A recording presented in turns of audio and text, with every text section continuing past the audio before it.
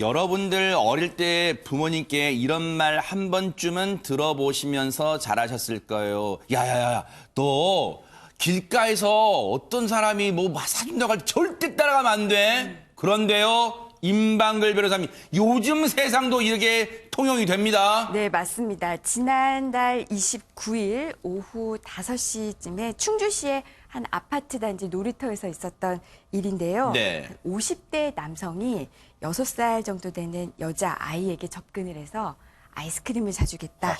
이렇게 얘기합니다. 그래서 네. 어디 사니 물어봤겠죠?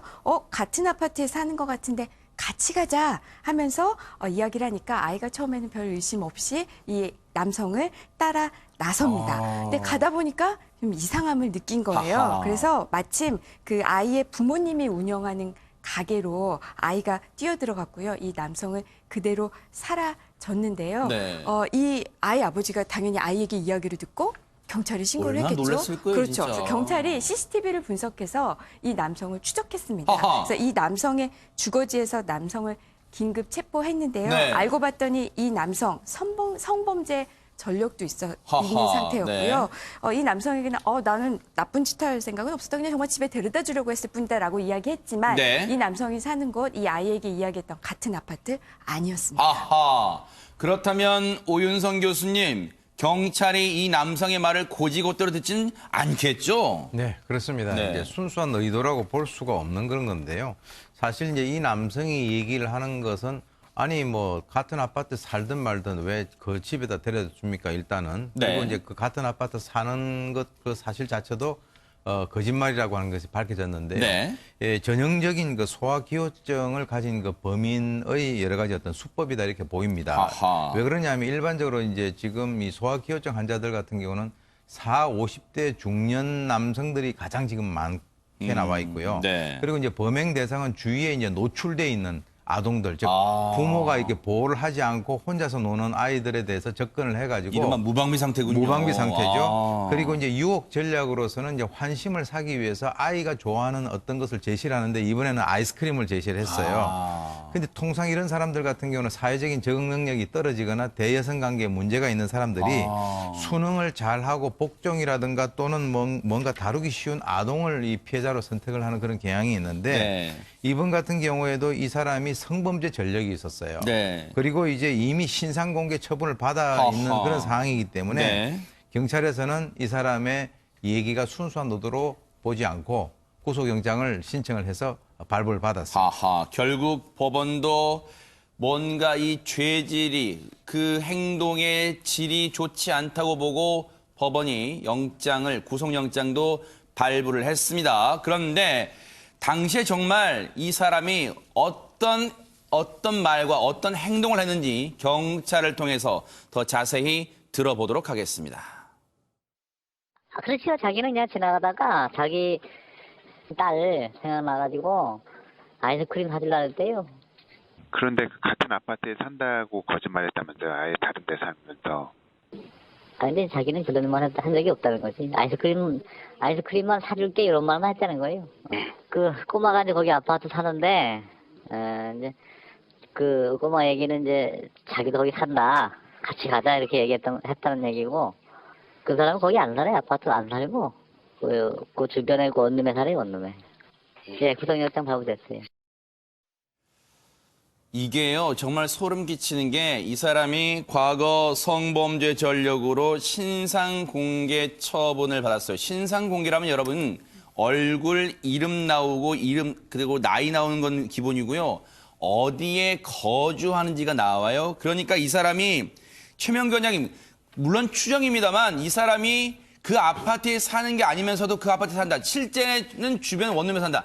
거기에서 범죄를 저지르면 혹시라도 알아볼까 봐 그 장소가 아닌 다른 곳을 택했다 이런 생각도 듭니다. 네, 당연히 그렇게 되는 거고요. 또 범죄자가 자신의 신상을 노출시키지 않기를 원기 때문에 그 자신이 사는 곳이 아닌 곳에서 범죄를 일으키는 거는 이제 이 사람의 입장에서는 너무너무 본인이 범죄를 의도한 행위인 거죠. 하하, 네. 그런데 이제 또 문제는 뭔가 하게 되면은 이런 범죄자들을 보다가 보면은 처음에 이 범죄자가 교도소에서 복역을 했는지 아닌지 모르겠지만 교도소에서 복역을 하든 신상공개가 되든 처음에는 굉장히 본인도 당황하고 수치심을 느껴요. 그러나 그게 시간이 가면 잊혀지게 되는 거고요. 그러면서 이 사람이 만약에 현재 본인이 직장도 번듯하든가 가정이 있다든가 그러면은 본인이 충동을 제어할 네. 만한 이유가 있는 거잖아요. 아. 보통 그런 상황들이 아니에요. 네. 그러면서 또 스스로 핑계를 대요. 네. 그냥 말만 걸어보는데 어떻겠어. 네. 그냥 잠깐 둘이서 혼 있는데 어떻겠어. 하하. 잠깐 신체적 접촉만 하는데 어떻겠어. 네. 이번 한 번만 어떻겠어 하면서 스스로를 갖다 속이면서 결국은 범죄에 발을 다시 디디게 돼요. 네.